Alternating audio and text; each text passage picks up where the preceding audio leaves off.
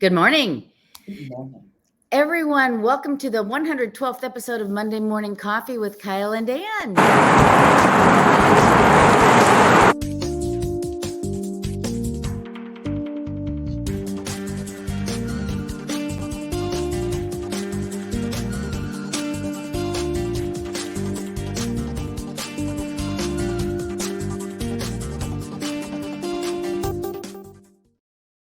Good morning. Good morning. It's a bright, sunny morning for the first time in a while.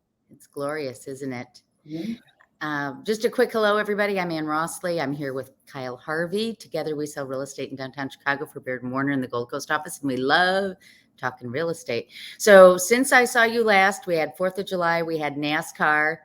You and I both escaped the city for NASCAR.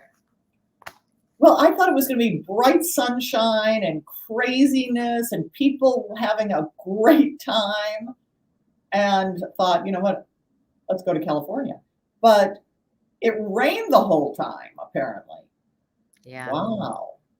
I was out east and in Greenwich with Tom, and we were at our friend's home on the 2nd, and he's a race car guy himself. He's really into race cars. He has race cars, he races. So we turned it on just to see, and it was like rain. And then they'd go a little bit, and then there would be rain. And then they go a little, and there would be rain. I don't know how to look at it from a NASCAR fan's perspective. From a non-NASCAR fan's perspective, I didn't think it was all that fun. Well, I think we need to, anything needs a couple of years to get good. And I am willing, as a Chicagoan, to let us see if it can work. So Let me tell you, big pain in the ass. Oh, all you people who don't live for me, I can't even tell you, living across from it, it was terrible. And I'm so glad I left town. But it was kind of cool. It was really fun to see the city skyline. When I turned on the TV, it looked, and to your point, I thought if it were sunny, it would be the best postcard view of Chicago anywhere, right? Because it looked phenomenal. And so I feel bad for the people who invested their time and money to come to what they anticipated would be a great event. But we have 2 more years, and I think the organizers learned a lot. One of the things that they learned was empty stands send a terrible message. So $300 tickets, $400 tickets does not play in Chicago. And I think they missed an opportunity for Chicagoans to fall in love with NASCAR, because if this were $100 ticket, you could raise it each year. You know what I mean? Could be something. But what they did instead is the optics to Chicagoans was meh. And then the rain on top of it was like meh. Yeah. And so anyway, because I want our city to be creative and come up with new things to draw tourists, to enchant the public, I want it to succeed. And maybe next year will be better. Maybe next year it will. Okay. Let's hope. So what do we got? What do we got for stats? Well, first we're going to do stats, everybody. And this is through June. So let's look at single family along the Chicago lakefront. All right. 122 homes closed. Not looking so bad. Interestingly enough, look at June's the #1 month for closings in all of these years, which I don't think is the same as the suburbs. We need to check in with a colleague in the suburbs, but I think they close more July, August, don't they, before school starts? I don't know. But anyway. No, I think they like to close early because they want to be in the home. In the home? Well, so we could be closer to the suburbs, sure. Yeah. Under contract, down 26% from the year before at 80. Again, the story of inventory, because here's homes for sale. But look, we're on the rise a little bit. We're coming back. Month supply of homes for sale, 3.6 months, is actually up 44% versus the previous year. Median sales price, $1,275,000, is up 2%. Again, if you read our friend's piece about home prices declining, I don't get it. Average price per square foot is going up. And then I put in the yellow block here to show you this was during COVID. Showings per listing has come down on single family homes. It's 0.4. Keep this number in mind when we look at condos in a second. Let me ask you this though. 3.4 may mean that they're selling fast and they're only getting 3.4. Who knows what the data is? Okay. Ding, ding, ding. Yeah, no, you're exactly right. As we've learned, if we've learned anything, one statistic does not tell the whole story. You got to come at it a bunch of ways. Right. Condos. Okay. Condos closed 1111. Lucky number. Down 31.5%. But look at it compared to previous years, 1226 and 1439 pre-pandemic. So we're pretty close there. Under contract, 881. Down, but again, inventory. Look at the condos for sale. Down 34.2%. Scary. Yeah. Supply 3.4, median sales price down a little bit, but we've basically been hovering around 400,000. Look at this, showings per listing. It's down a little bit. 5 showings per listing on a condo, higher than a single family home. The condo showing market is really strong right now. All right, condo sales volume year to date. And this is like when you read the headlines, this is what they're saying. Yeah. Same with single family homes, down 39%. And it's all inventory. It's all inventory. Look at the showings. Showings are strong. Mm-hmm. 200, and it's everywhere. Okay. Mortgage rates, 6.81. They're kind of creeping up here. And this is just a little, here, look at this. Zumper, 2 bedrooms. Chicago increased studios by 10%, 2 bedrooms by 7%. So the median price is $26.78 for a 2-bedroom. It's interesting. I saw a chart. And I wish I remembered where it was. It's Keeping Current Matters, where it shows rents increases across the big cities, and it showed the price of rent. And of course, no one's surprised. New York City was at the top on price, right. And Chicago was actually at the bottom on price. But we were also the largest increases across the country in amount of rent. So if you're counting on Chicago rents being reasonable, they're going up, my friends. They are. And maybe that's why we're seeing the number of showings on on condos being so high, is people are getting it. Yeah. I might as well buy I got to cap my housing costs, my monthly housing costs. And that's so if you're in the near north side, you're paying $39.50 for a 2-bedroom. If you're on the near west side, like Fulton Market, $4,000 a month for a 2-bedroom. Wow. Right? I know. Lincoln Park, $3,400 for a 2-bedroom. All right. And so to your point, here we are, number 17. We're cheaper than all these other places for rent. This is the thing. Yeah. But look at it. Look how much we're growing. Month over month, up 6.2%. That's just month over month. Right. And we're higher than Jersey City, which is the next highest. I mean, we are the top. Yeah. Oh. So anyway. Yeah. So that's stats in a nutshell. It's kind of the same story that we've seen, but. And I read an article about sentiment. It was an article or information put out by the National Association of Realtors. Uh-huh. And buyers and sellers are very down on that now's a good time to buy and sell, but we're less down for in May. So that's the great news, people.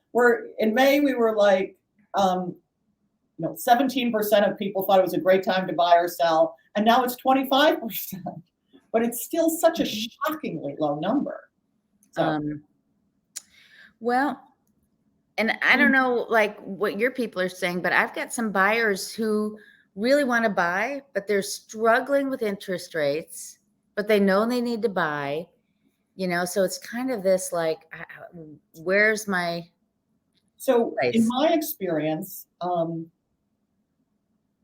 I find buyers are ready to buy and understand that interest rates now are high, but they may come down and they will get better. I mean, and they can always refinance. So there's an idea that we might have to suck it up in the short run, but in the longer run, we'll be okay. And so there is buyer interest, and there's a lot of cash buyers out in the market right now. The challenge is there are no sellers, because part of it is because they say to themselves, well, where am I going to move? There's not, Right. There's a seller says, I don't want to sell because there's nothing to buy. But you saying that means there's nothing, you know what I mean? We're stuck in this morass. Right. There we go. Stuff. I've ranted. I feel better. Come on, people. Let's get this market going again. Exactly right. Anyway. So the title of our show this week is Dirty Little Secrets. And it's kind of a inflammatory title, right? But we're talking about, and I have several buyers who are searching for properties, and nowadays everybody searches online for properties, right? Yeah. And they put in their little filters like, I want so many bedrooms in this area. But after that, it gets a little tricky, right? If they want so many square feet, they may or may not get the answer they're looking for. If they want low assessments, they may not get the true story. If they want certain kind of parking, they may not get the true story. I have people who put in the filter of in-unit laundry, and it cuts by 75% the number of things you return. And often it's because the agent is too lazy. They put in the appliances, washer, dryer, but they don't put it in the laundry search. And Right. so you miss these. Anyway, keep going. Right. That's exactly right. So folks, what we're saying is it's tricky out there, and we want to take a minute to show you a couple of things that can happen. So as you're doing your real estate searches, just little bewares, and then you can always come to us. But all right, so we're going to start first with square footage.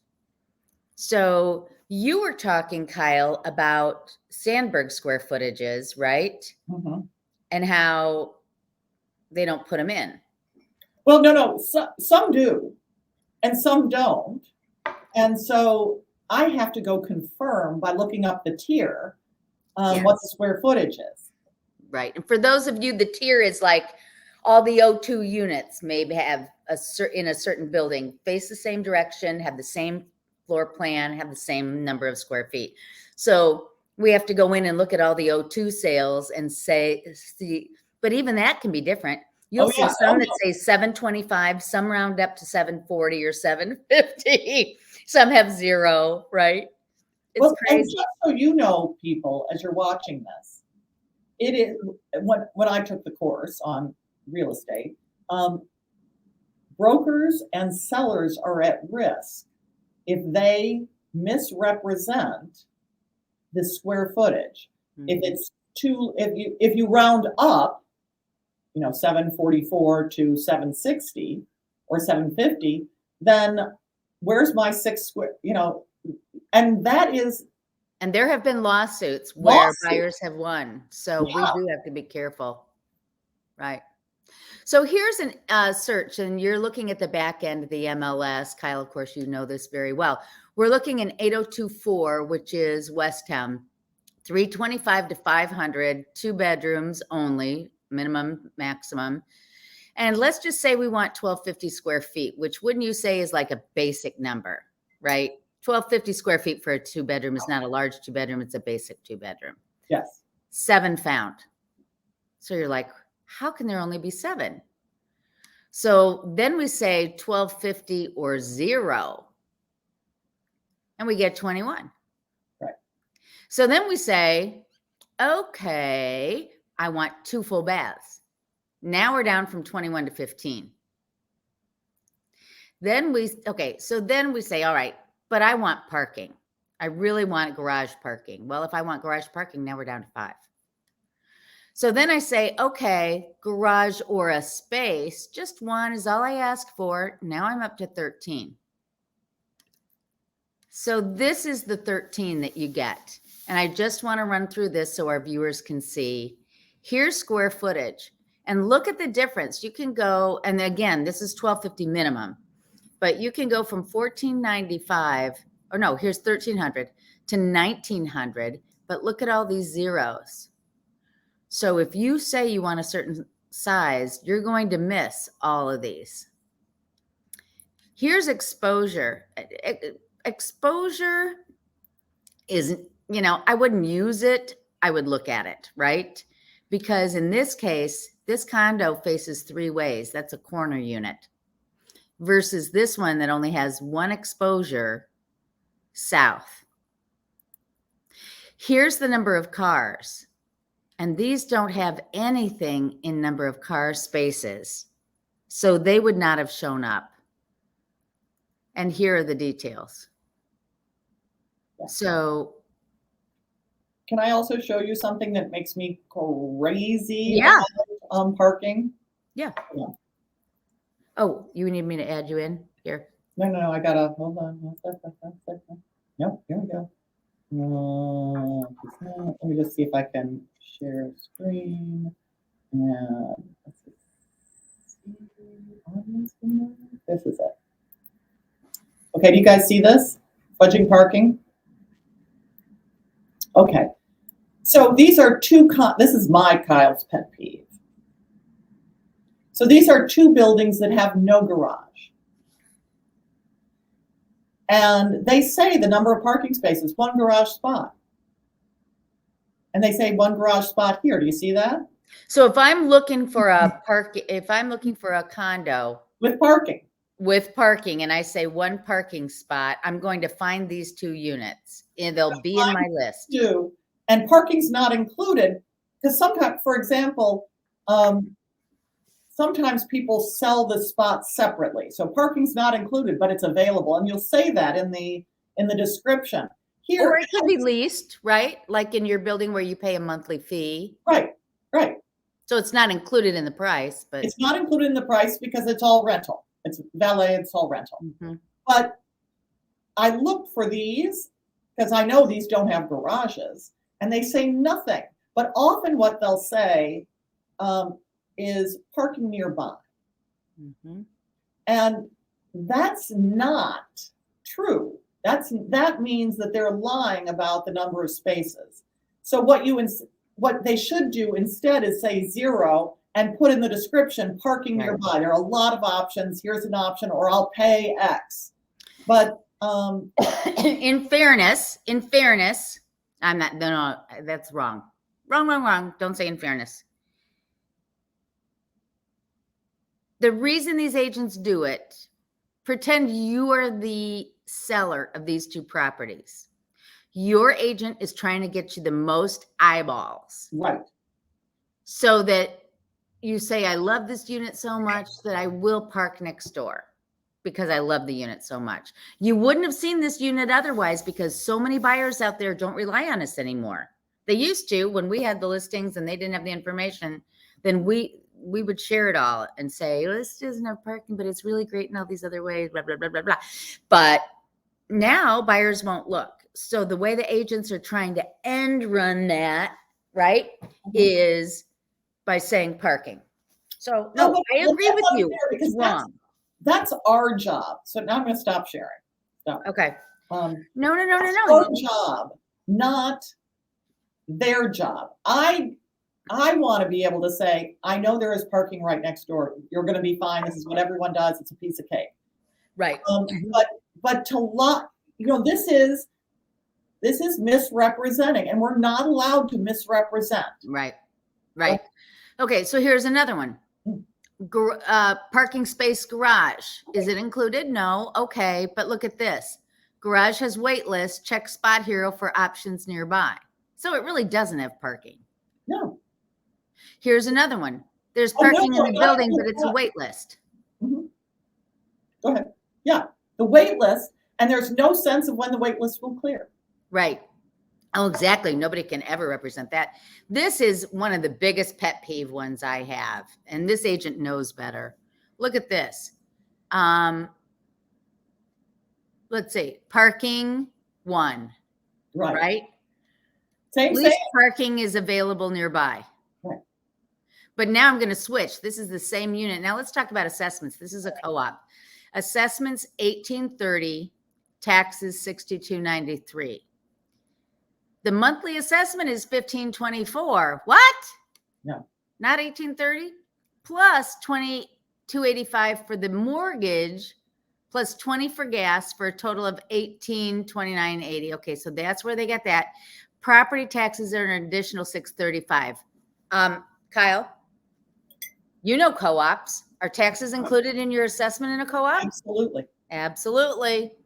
So the total is 24, but they put it as 15. And I totally get that you break it out. I totally get that you do that, but you have to put the correct total in there. And I spent a lot of time with my buyers creating a chart comparing co-ops to condos and monthly costs, and they really do come out close to the same, because when you amortize, or whatever you call it, for your taxes, if you put your taxes what it would be if you paid monthly, they really do sort of come out the same. Right. But you know, for them to sort of misrepresent because everyone's on Zillow, it's brutal. Totally. All right. I'm going to show it the opposite way now. Yes. Now, this is a building. I feel sorry for people who live in this building because they're getting a bum rap. Look at this unit, 1110, 27 North. That's got a great view because you're clearing the building to the north. So that is great. Look at the price on it. What is it now? I can't even read it. 460? God. Okay. Why is it not selling? Well, because assessments are 2865. But this agent did it right. And here's the breakdown.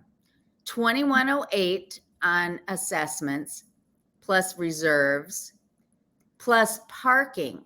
But look what you get in parking. Parking's required $150 a month, but you also get 3 free guest spots per day here. Now, granted, I mean, it is a higher assessment, but most people, and so if your monthlies are high, the only place to take it down is on the price. And you can see, look at the market time. They've been on the market several times, but in total, 732 days. That's 2 years, people. That's sad. So, all right. So, dirty little secrets. So, our buyers have challenges when they search on their own in terms of assessment, in terms of parking, laundry and unit, which you mentioned, and then pets. That's the other one. Yeah. Let's talk pets a second. So, pets, let me see where I got pets. Let's see if I can find pets. I have a little slide that we can use to frame this. Hold on. Just to frame our discussion. Yeah. So while you're pulling that up, I'll just mention, times have changed. When I started in real estate, many, many, many years ago, we were focused on condos, and most of them only allowed 25 to 35 pound dogs. But I would say only about 20% of the buildings allowed dogs. Very different world that we live in today. Well, so, and I live in one of these buildings that does not allow dogs, but, and some restrict the number, the size, and the breed. So I saw a building up on just down the street from me that will not allow pit bull type breeds. And so, the American Staffordshire Terrier was once the most popular dog on earth, but because it Right. looks like a pit bull, people run afraid from these dogs, and they're sweet dogs. Yeah. Anyway, but people are terrified. But here's the thing, everybody: the Americans with Disabilities Act trumps building bylaws. So, Right. and I don't think a building can even say you can't have a pit bull or a American Staffordshire Terrier. Right. If that's your ADA dog. Animal. So, but what they do, and for dog lovers, dog owners, and people who need dogs, the HOA, the Homeowners Association, will govern their behavior. And so to live in a building where they don't want dogs, and for example, I live in a building where structurally a barking dog will disturb the entire building just because of where the air vents and the fact that the sound will echo up. You will get fined and fined and fined and fined if you do not have the best behaved animal. And do you really want that? Right. Good point. Yeah. Yeah. Of course, yeah. I have a client who had 2 cats that were very special to her. And she's living in a very prestigious condo that does not allow pets because of the ADA, but it was not easy. So Not because of the ADA, but because of the ADA, she was allowed to bring them. yes, right? exactly right. Yeah. Okay, so I'm stopping sharing. Thank you. But that's tricky. Oh, Oops, sorry. Here we go. All right. So anyway, but wait. Okay, hold on. To summarize, chat with us about what you're searching for so we can help you avoid some frustrating moments. Because especially in this time of low inventory. Yeah. Because if you get very particular in your search, you're going to miss things that are available to you that meet your needs. So talk to us. Okay. Perfect. Okay. Take us through some fun stuff. So I just love to look at what's truly new versus canceled and relisted as new. Listen, I do it too, so whatever. And so I looked for single family homes that were new in the areas we like to work in. And I focused really on ones that were in the price range that is the norm versus and lower cost, not the fancy pants houses, which I love to look at. But they were a little unusual or were actually sort of pretty good. So this is a former bakery. It's on 2655 West Huron. So okay. I thought an unusual neighborhood, and it's on the market for $624,900, so just under $625,000, and it is a 1-story former commercial building. So this is the floor plan. It's just 1 floor, and it is. You're about to see. It looks very reasonable looking like this, and then you realize, holy God! So that is your living room. Okay. Well, they squeezed 4 bedrooms out of nothing, right? 4 bedrooms. I would have done this totally differently because this is a very interesting. It's a architect-owned property converted from a bakery to an incredible single-family 4-bedroom, 2-bath house. But I mean, so that's the front door, and here's the front bedroom. What do you think this is? Do you think you climb up there and you sit up on the top? What it looks like it, doesn't it? I don't know. Yeah. Huh. Pretty finishes for the bath. Yeah. Pretty finishes for the kitchen. This is your outside. Okay. So it's deeply unusual. I would do it differently, but I thought that was an unusual property. Yeah. The second is this is a bungalow in West Ridge, which goes. Oh, I love that. My guess is it's already sold. I mean, this has been on the market for, as of yesterday, 4 days, and it is $500,000. $499 is the asking price. It needs work, but it's got the good traditional bungalow space. You know, it's so that this going back, this tells you that the air. I guess that's the hood. That's the hood for the. I don't know what that thing is. I was gonna say that looks like air conditioning, but anyway. They do say they have central air. Never mind. Backyard. Everything needs work, but it's got really good space. Right. That the kitchen with the bar. You know, we love a basement bar. Excuse me, a bar down in our basement. This is the second floor, so it's got room to expand. Right. Just put those gables on and you've got extra space. Yeah. So here's the thing. They present as approximate square footage, 3798. No. Yeah. No. You're counting the basement, Yeah. the main floor, and the attic. Okay. So, well, I'll tell you right now, I learned this the hard way. An appraiser will never count this attic. It's not heated, and you cannot count this room in the front because you walk through unheated to get to a finished room. I had that very problem. So folks, don't price it based on that. But 500,000 is not unreasonable for a bungalow in West Ridge. So yeah, no. Especially one, and even one that needs work. Right now, those things are going pretty fast. Then this one I thought was really cute.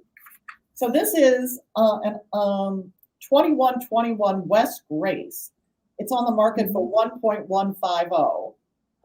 So under the median sales price for houses, and it is. I thought it was pretty great. It's on a cute street too. Look at that.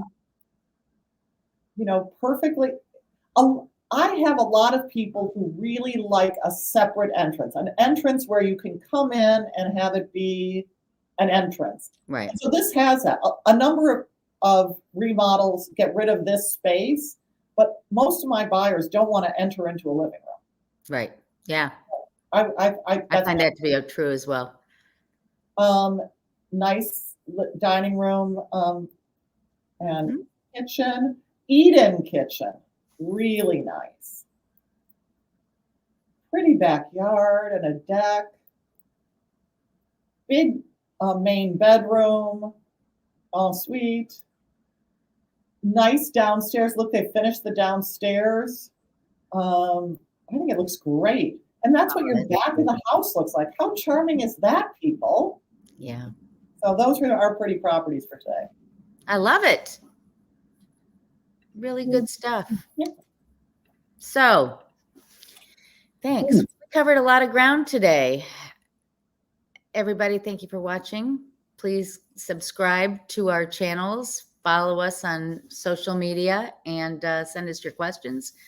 We look forward to seeing you next time on Monday Morning Coffee with Kyle and Ann. Take care, everyone.